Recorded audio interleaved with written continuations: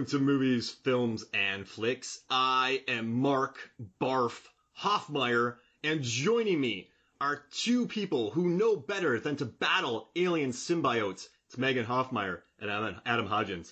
How you doing, Mark? How you doing, Megan? Oh, we know better. We know to team up with them. Yeah, that's right. No. Now, before we go into any of this, can we agree that this is a fantastic movie, and I'm not going to bash this movie at all. However, I felt they said the word symbiote weird in this movie. Like, is it not pronounced symbiote? Yeah, it's a symbiote. Symbiote? Right. Symbiote. Right, but see, I feel they said symbiote, and I think it's pronounced symbiote. Symbiote? Symbiote. We're going to have to Google pronunciation that later. Yeah. We might, because I felt the whole movie is just like, would that guy say it properly? Now, after listening, so Megan and I stayed up to about midnight last night. We watched the picture trivia version of Venom, and then we read every single interview we could possibly find, and I have 6 pages of notes in front of me. Wait, I want the credit for the interviews. Megan found the interviews. I found the like behind the scenes kind of facts. And where was I getting at? What I read though about Tom Hardy is that he just kind of shows up on set and does what he wants, and everyone just kind of had to deal with him. So if he did say symbiote wrongly, no one's going to correct him. I saw that. Well, he didn't say it. He said parasite. Yeah, he said parasite. It was the leader of the Life Foundation there. Riz Ahmed. Mr. Sweater? Yes. Mr. Sweater. He kept saying it weird, and I was just like... he did have a pronunciation thing going on. I can see that. Or what about the alternative pronunciation of symbiote? Symbiote? Symbiote! Hey! Now, I'm a little... Symbiosis, he kept saying differently too, right? It's all over the place. I mean, like, he's a billionaire. You can't correct a billionaire, because they're never wrong. It's true. That's why you guys have that president. Yeah, and if not, he'll just leave you in rooms with gooey creatures. Right? That guy... He was, like, passive-aggressively ruthless. Yeah. Now, before we go too much further into this, I just want to let you guys know that I'm very disappointed in the both of you. Great way to start the pod. Go ahead. Now, I opened up the podcast saying that I'm Mark Barf Hoffmeyer. I held myself back from saying ew. And nobody commented on that. Well, so here's the thing. I live with you. I know you're weird. I didn't know if it was like a pet name that your wife had. I didn't know if it was like you guys were being like coyly, like subtly romantic over there. Well, when Megan and I are out Adam, at this IKEA, is a typical Monday night. When we're out at IKEA, I get it. She just yells "barf," and then I'm like, right. And then people are like, "Not in here. This is an IKEA." That's Spaceballs quote. I love that movie. So I figured since the gooey glops, their names are Riot, Carnage, Venom. If I bonded with a symbiote, it would be called symbiote. It would be called Barf. Barf the symbiote. Because they're all one word. Right. And Barf is kind of like the Biff or like the Rodney Dangerfield of symbiotes. So he's not disliked like Venom is, because he's kind of a loser. He's more of like... Venom is kind of a loser. Yeah. Best line in the movie. Yeah, best line in the movie. Brilliant. And when that caught me off... Like you. That caught me off guard, and we love that. But Barf is like the guy that people don't... He's not a loser, but people are just like... He's kind of bad news. Like, you don't want to get into like...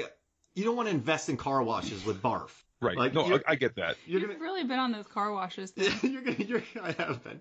You're gonna get fleeced if you invest in intergalactic car wash with Barf. You're going broke. You're losing all your DeLorean chips. But he and I would work together well. So I'm asking you guys, if you had a one-word symbiote that you could bond with, what would you pick? Adam, you're really missing out on an experience here. I can watch Mark thinking of this story as he's saying it, just coming up with things. It's all over his face. This is improv right now, by the way. So I would say my symbiote name would be Irritant. Irritant? Because I think like the symbiote kind of like turns you up to 11, right? It takes you whoever you are and turns you up to 11. Or it makes 10 louder. Right.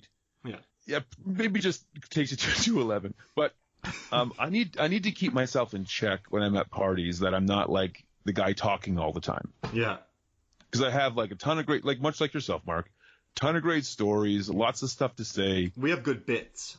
We got bits, and so I need to be very conscious that like, okay, there's 8 other people here in the room. Give them some time. Like, don't dominate the conversation. And it's a thing when I was younger I wasn't aware of, and I had to kind of like mature into that. But I feel when it's symbiote mode, that would go out the window. I don't think I'd be physically imposing. I don't think that I'd be like very like strong or scary, but I just think I'd be, oh, that guy's at the party. Dang. Like, I think it'd be a real bummer if I showed up at a party with my symbiote. And you're just everyone's stories, you bring it back to yourself. Oh yeah, 100%. 100%. Conversational narcissism? Yeah, conversational narcissism. That's your secret talent. Yeah. You're just... So, to be fair, in when Mark mentioned investing in a, like, car wash, I had a story where someone tried to get me to invest in their car wash, and I was like, no, don't bring it up. Don't bring it up. Oh, wow. This has come full circle. You have to tell us now, because he read an article about this maybe a month ago, and it's all he mentions in his stories now. Yeah. So, well, I used to be, before I was working at a church, I used to like run an automotive repair shop. Mm-hmm. And then there was some sketchy stuff went down with a owner of it. And then so he got thrown out by the franchisee from Ottawa, the nation's capital. And then he opened a car wash, and then he came to me and he's like, I'll make you a full partner. And he had like all these, like this Keynesian scheme to like enter into the business with him as a car wash owner. And so I hard node that, and then 6 months later he was out of business. Like, he got like the CRA found him and stuff. It was pretty nuts. Never invest in car washes. No, they're the opposite of a banana stand. There's always money in the banana stand. Yeah. So what about you, Meg? What's your symbiote? I'm gonna go with Dalek, because there's nothing more fearsome and fear-inspiring than a shiny, adorable tin can of hate with an alien in it. Oh my gosh. So wait, this Dalek would be blue, and it would go into you, and you would just exterminate people? It would be awesome. So I want to say that you might be my daughter's favorite person. I'm fine with that. Because today she said that Venom is her all-time favorite movie. It's almost as good as her favorite show, Doctor Who. Oh my gosh. I love Doctor Who. We're all about that. We got pop. We have like a bunch of Dalek pops right behind me, like 4 of them. Yeah. So my daughter's 8, and this was her Doctor Who year. So we're watching it chronologically. So we're right in the middle of the Matt Smith run right now. And so for Christmas, it was me trying to find Doctor Who stuff for her. And up in Canada, there's not too much of it. So I had to it could have been a Jingle All the Way style movie of me trying to find Daleks and doctors for her. Well, if you ever need something, yeah, you should ask Mark. Yeah, just let us know. We'll get you whatever you need. All right. Tonight I'll smuggle across the border. Tonight we built out of popsicle sticks a TARDIS for her Doctor Who figures. So that's where we're at right now in our life. So I took the 6-inch Funko TARDIS before there was a Clara TARDIS. I don't know if you've gotten this far. And painted it with the full flowers and photo and everything on the front of it, because I love that version of the TARDIS.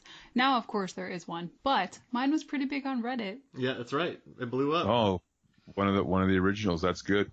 All right, so I'm glad we got Dalek, Barf, and Irritant. And one's a straight up killer. That's the nuclear missile code for everyone. Dalek, Barf, Irritant. That's Captain America: Civil War right there. They'll never guess it. Those are the words you say to the Winter Soldier. You know what? I think the 3 of us could really get people to invest in car washes. You would just talk them out. I would be like, come on, do it. And Megan would just be like, if you don't do it, I'm going to eat your head. You know how I would, so here's what we do. In the world where I have the symbiote Irritant and I'm just like that, the irritating guy at a party, I open a car wash across the road from yours. Not to wash any cars, but just to send the business your way. Ooh. And then, so yours will be just basic. And then mine will have all the fancy add-ons and everything. I'm going to scratch cars. I'm going to steal iPods. It is not a place to take your car. But really, I'm in business with you, but I'm just being the irritating guy across the road that sends things your way on purpose. And when our car wash goes out when we lose all of our money eventually, even with your scheme, no one wants to mess with Dalek because it's a giant 9-foot symbiote that just wants to blow people up. Right. We're in We're in I'm very interested in the Dalek symbiote. Like, is it connected? Is it merged with like you and your cell phone? So there's like a mechanical. I think there's room to grow with that, to explore that. Yeah, we need to look into this. It would definitely be the Davros Dalek because he's black, and that would look cool. Oh yeah, like Venom. Ooh. Oh, you wouldn't be the gray, the gold one? I mean, there's so many different colors. There's the ballerina Dalek that everybody wants to be, but this is cooler. I'd be the barf colored one. The Dalek I got my daughter for Christmas was the black one. That was the one we found for her. Nice. Oh, that's cool. Yeah, we've got that one, and we've got the one where the black one is open and you can see him inside of it. Oh, that's sweet. Mm-hmm. We also got the Dalek Yahtzee. Ooh, oh, I got that too. Have you seen this? Yeah, one of my people I worked with at Comic-Cons for a long time bought me one. Yeah. No, it's mine. So we got that. Oh, it's Megan's. Bought Megan one. So we have yet to play Yahtzee with it, but it's known as the Supreme Dalek when they're fighting the Doctors. Oh my gosh, this sounds amazing. All right, so you want to hear something interesting about Venom? I do. Tell us. The budget was $100 million, right? Oh, that's not much, and it made $855 million worldwide. I'd say their ROI is pretty good. Yeah. Yeah. No, this is a better investment than a car wash. Was Venom? Step one: hire Tom Hardy. That's right. So again, I think Tom Hardy is like this generation's Clint Eastwood. That's interesting. And he plays a certain character. Like if you look at every role Eastwood has, he plays a guy who's got like something going on in his past that's made him surly. He has authority, but there's definitely somebody above him. So he's got like, he'll be a detective, but he's got like a chief above him. So he's got some authority, but not all the authority. And he's always like fighting the system to make his job make sense. Like every movie is essentially a version of Dirty Harry, whether he's a baseball scout or he's like a radio disc jockey. There's something like that going on, but he just shows up. He just does his Clint Eastwood thing.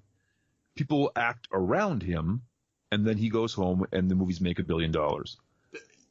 Yes, and I I shouldn't give it away, but I got something coming out in May, hopefully, or May or June with Rotten Tomatoes, and you'll hear some good news about Clint Eastwood. All right, if it gets picked up. I think Tom Hardy's the same way, because you hear he just goes and does his own thing. And the same thing was with like Mad Max. He's like, I just went there and just did. I don't know what that movie's going to be. Like it's going to be a wreck. But everything he does just turns out to be gold. Yeah, I saw a quote about him by one of the coworkers, and I think they called him immersive. They set up the scenes. They've got the script and everything. The idea isn't to improv. They do the scripted version first. But then he likes to see what's around him and then do a take based on what he gets cues from in the atmosphere. So I feel like the restaurant scene where he's like eating steak and stuff, like I feel like that was all him reacting to things. 100%. Yes, and I think he and the director and the visual effects guy all talk about that one. It's a fan favorite, the getting in the lobster tank. So you want to hear something fun about the lobster tank? Yeah. 100%. All right, so the lobsters. Shoot, I have to find it. I have so many notes. I just love he's cool. He cooled down inside the lobster tank. I love that. So the lobster tank was part of the set design, but it wasn't meant for him to get in. And he had this whole inspiration when he was there that he was going to get in it. So overnight, the production staff had to steel mesh and reinforce the tank so it could take a human being inside of it. And then they did one take with real lobsters in the tank, and then all the other ones, especially where he bit the lobster, those were candy-coated marshmallow with chocolate syrup. What? Oh. What a data drop. That already, Megan's my favorite person. I've got more. Because when he bites into that lobster, all I could think about was Castaway when Tom Hanks bit into that crab, and the uncooked crab meat just